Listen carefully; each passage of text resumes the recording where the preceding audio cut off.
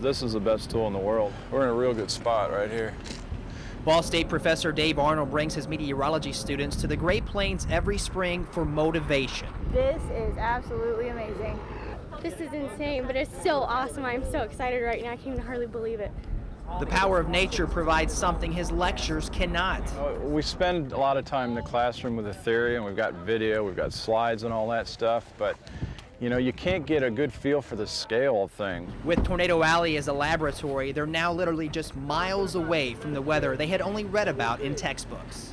Using what they learned from the classrooms back in Muncie, these Ball State Storm Chase students hit the bullseye today with this monster tornado that's forming in southern Nebraska.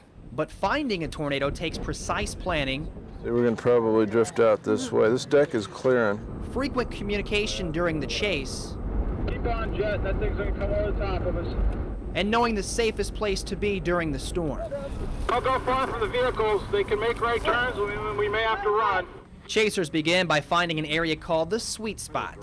It's where these towering cumulus clouds you see here develop.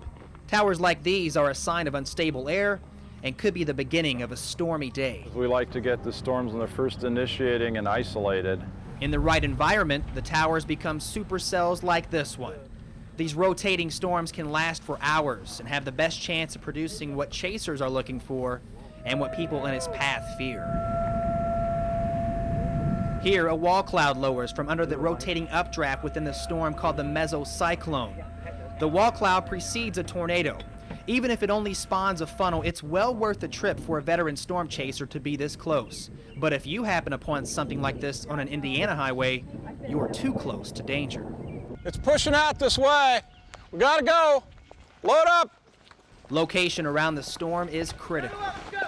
Yeah, we're gonna go south so that we can, I think the circulation's developing down a little bit over there. Tornadoes form on the southwest portion of the supercell's base. This is the best vantage point. If you're north or northeast of this location, the tornado can be shrouded in rain, or right now we're getting plastered with at least quarter-sized hail as we're traveling east on Highway 136. We're in what we call the bear cage, and this is where you can find the hail shaft. We're trying to get south, and we need to get there fast, so this windshield is not going to make it much longer. Crashing the cage is not recommended, but sometimes it's the only way out. What we're hoping for is that it's far enough removed from the other storms that we don't have to drive through any of the big hail to get in the right position. Local highways around the sweet spot are mapped out early. We could take 4 quite a ways.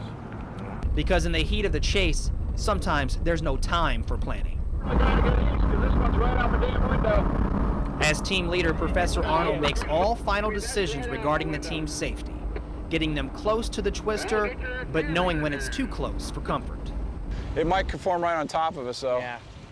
We need to go. We need to run. Run now. One rule all chasers abide by is no chasing at night. Even if you're close to the tornado, you must concede defeat when the sun goes down.